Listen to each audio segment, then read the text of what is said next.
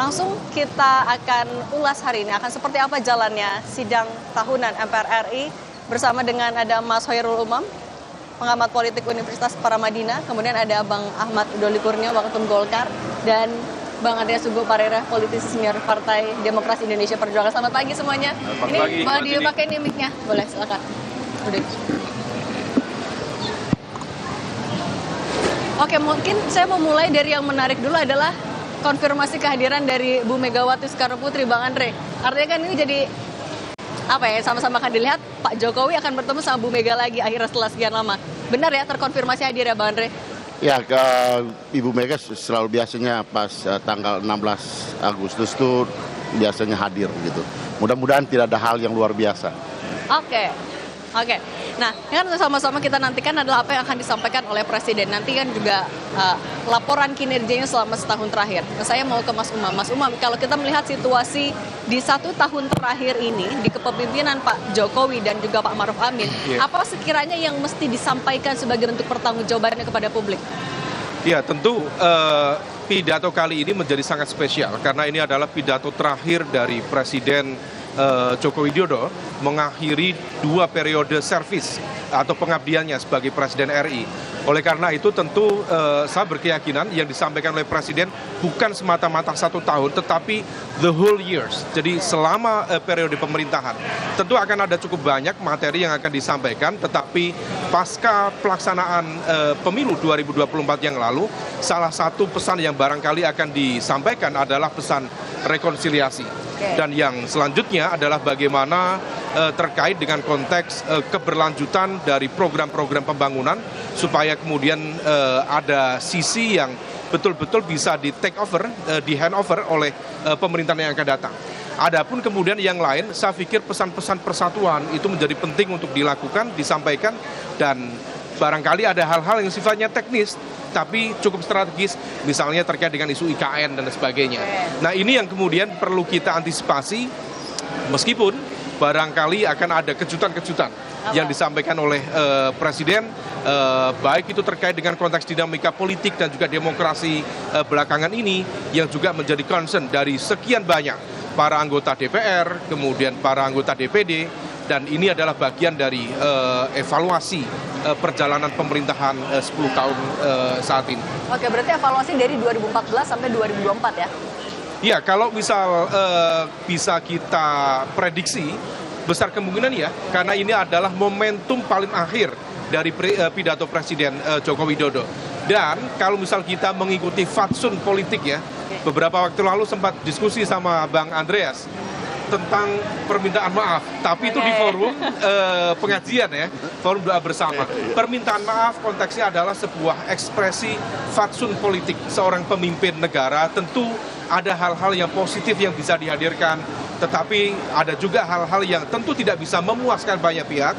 Maka kalau misal kemudian ekspresi minta maaf itu disampaikan sebagai bentuk kerendahan hati, maka itu akan menjadi ekspresi penutup dari servis atau kepemimpinan Pak Jokowi di periode saat ini. Oke, karena kan kita juga ingat di tahun 2014 ketika Pak SBY pidato terakhir, pidato tahunan yang ke-9-nya, ia juga menyampaikan permintaan maafnya setelah 2 periode menjadi presiden, tak luput dari kesalahan dan lain-lain. Secara terbuka dengan segala kerendahan hati juga melakukan itu permintaan maaf. Nah, kalau dari Bang Doli mewakili partai politik yang berada di koalisi pemerintahan, apa yang sekiranya akan disampaikan Pak Jokowi?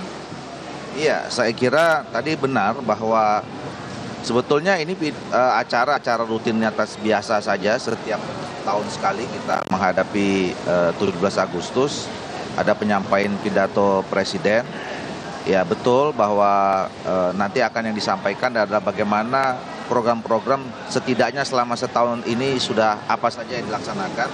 Tapi karena ini memang di akhir ya masa pemerintahan periode ini, atau bahkan buat Pak Jokowi ini terakhir pidato mewakili 10 tahun 2 periode sebagai presiden ya, tentu nanti akan bicara juga tentang apa saja yang sudah diletakkan sebagai dasar ya buat pembangunan kemajuan Indonesia yang akan datang gitu. Itu yang pertama. Yang kedua, saya kira karena ya kita sudah sama-sama mengetahui hasil pemilu kemarin, bahwa yang terpilih adalah Pak Prabowo dan Pak Gibran yang kemarin dalam kampanyenya adalah salah satunya berkelanjutan gitu ya. Nah tentu saya kira Pak Jokowi juga menyampaikan kira-kira ke depan apa hal-hal yang juga penting untuk dilanjutkan ya. Kemudian program-program apa saja yang juga menjadi strategis 5-10 tahun ke depan setelah beliau meletakkan dasar yang cukup kuat selama 10 tahun terakhir ini. Jadi nanti mungkin kalau kita lihat nota keuangannya itu sudah mewakili ya program-program yang akan dilanjutkan atau dilaksanakan paling tidak setahun pertama ke depan oleh pemerintahan baru nanti di bawah Pak Prabowo dan Pak Gibran.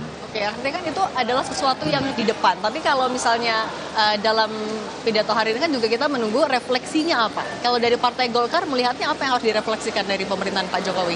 Iya, saya kira secara umum ya, overall banyak hal-hal yang juga sudah dicatatkan ya oleh pemerintahan Pak Jokowi dan Pak Prabowo ya. Pembangunan kita terlihat cukup baik ya.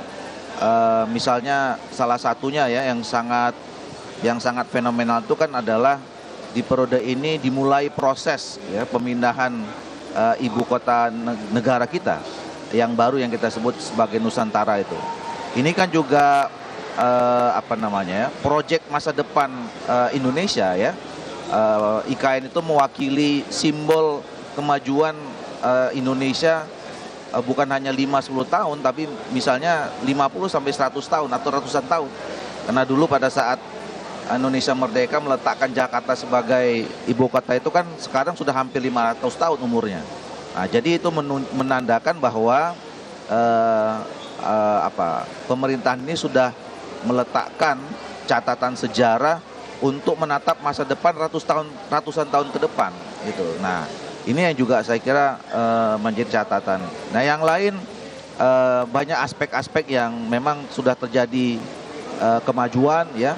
Kita lihat misalnya ya pembangunan fisik saja. Banyak sekali kita merasakan adanya perbedaan-perbedaan, adanya kemajuan-kemajuan dari periode-periode sebelumnya. Ini sambil kita lihat juga ya para tamu undangan sudah mulai hadir. Tadi ada Ketua DPR RI Puan Maharani sudah hadir. Ini sama-sama kita saksikan di layar kaca ada Wakil Presiden ke-10 dan 12 Pak Yusuf Kalla. Kemudian tadi juga sempat kita lihat ada Ketua Umum Partai Demokrat sekaligus Menteri ATR BPN ada Agus Harimurti Yudhoyono yang juga sudah hadir di area kompleks Parlemen Jakarta. Kita lanjutkan lagi kalau tadi dari Partai Golkar. Nah kalau dari PDIP Bang Rea sebagai partai politik yang kita tahu awalnya kan juga mendukung Pak Jokowi, berada di pemerintahan. Sekarang kan kondisi lagi cukup panas dingin lah ya Bang. Gimana? Apa catatan, ya apa yang harus disampaikan oleh Pak Jokowi sekiranya dalam sidang ini? Ya, saya bukan orang yang bisa memprediksi ya, tapi biasanya di bagian akhir ya, sebelum ya orang berpisah, artinya dalam hal ini di pemerintahan tentunya. Tentu yang pertama kita mengucapkan terima kasih. Terima kasih atas dukungan yang sudah diberikan sekian lama, apalagi kalau di 2 periode pemerintahan. Kemudian juga ya kalau mau mengucapkan permintaan maaf atas yang pernah kita diskusikan. Nah ini momen yang baik gitu. Ini ditunggu juga sama PDIP. Ya tentu juga dengan ya beberapa hal yang catatan-catatan yang penting karena tidak ada manusia yang sempurna, tidak ada juga pemerintah yang sempurna. Tentu ada hal-hal yang perlu disampaikan. Tapi kalau itu disampaikan dengan tulus, saya kira ini momentum yang baik dan tepat. Tentu kemudian juga evaluasi terhadap perjalanan pemerintahan. Memang di waktunya mungkin ya 1 jam, 1,5 jaman lah ya, ini kalau kita lihat dari agendanya. Tapi itu bisa dimanfaatkan termasuk juga untuk evaluasi terhadap perjalanan pemerintahan yang tadi ya Mas Doli juga sampaikan gitu. Ya banyak hal positif, tapi banyak hal yang belum dilakukan juga. Misalnya satu hal yang berkaitan dengan revolusi mental. Itu yang banyak ditunggu-tunggu orang menjadi ikon yang di tahun 2014 kemarin gitu kan. Tapi kita tahu sekarang ya banyak hal-hal yang ya terjadi kemunduran di dalam perilaku dan ya dalam hal pemerintahan dan praktek-praktek politik, praktek-praktek demokrasi yang terjadi di kita gitu. Nah ini menyangkut ya tentu mental kita di dalam menjalankan kekuasaan. Saya kira hal-hal seperti itu ya pantas dan perlu kita kemukakan sehingga rakyat tahu gitu.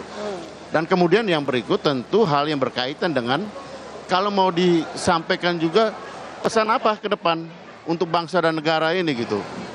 Sebagai pemimpin ya pesan apa yang mau disampaikan dalam arti bahwa kalau ingin dilanjutkan bagaimana poin-poin yang penting yang berkaitan dengan berkelanjutan tersebut. Saya kira ini hal-hal yang mungkin penting dan perlu disampaikan, tapi itu tentu sangat tergantung pada bagaimana ya Bapak Presiden melihat pentingnya hal tersebut. Oke. Nah sambil juga kita lihat ini tampaknya Wakil Presiden Ma'ruf Amin juga sudah tiba di Kompleks Parlemen Jakarta mengenakan pakaian adat. Kalau tahun lalu Pak Wapres menggunakan pakaian Demang khas adat Betawi, ini juga apa ya? Ini kira-kira apa ya pakaian adatnya Mas Umam atau Bang Dul? Sumatera ya. Atau Bang ada yang tahu? Lampung atau Sumatera Selatan. Melayu ya, Adat Melayu. adat Ada Melayu ya? Oke. Jam 8.34 Wakil Presiden bersama dengan istri Bu Wuri Ma'ruf Amin sudah tiba mengenakan pakaian adat. Ini pakaian adat ini juga biasanya menjadi satu Jadi elemen simbol, of ya? surprise-nya tuh ya. Oh, Bu Mega kira-kira pakai baju apa nanti? Saya nggak tahu juga persis. Oke. Tapi merah putih pasti. Merah putih ya. Oke, diskusi ini akan kami lanjutkan, tapi Bang Ahmad Doli tampaknya juga ada agenda lain. Bang Doli, terima kasih sudah bergabung di Kompas TV. Sehat selalu ya Bang Doli. Sama-sama. Oke. Abang Anda tunggu dulu dong sama Mas Umam masih di sini. Jangan kemana-mana dulu. Ya, sip. Oke, kita balik lagi membahas apa yang sekiranya akan dibahas. Nah kalau tahun lalu, Di sini. Oke. kalau tahun lalu kan 2023 yang juga jadi kritik adalah kenapa soal pemberantasan korupsi tidak dibahas sama sekali oleh Pak Jokowi. Hanya ada pencegahan korupsi. Kemudian juga soal demokrasi tidak begitu banyak dibahas.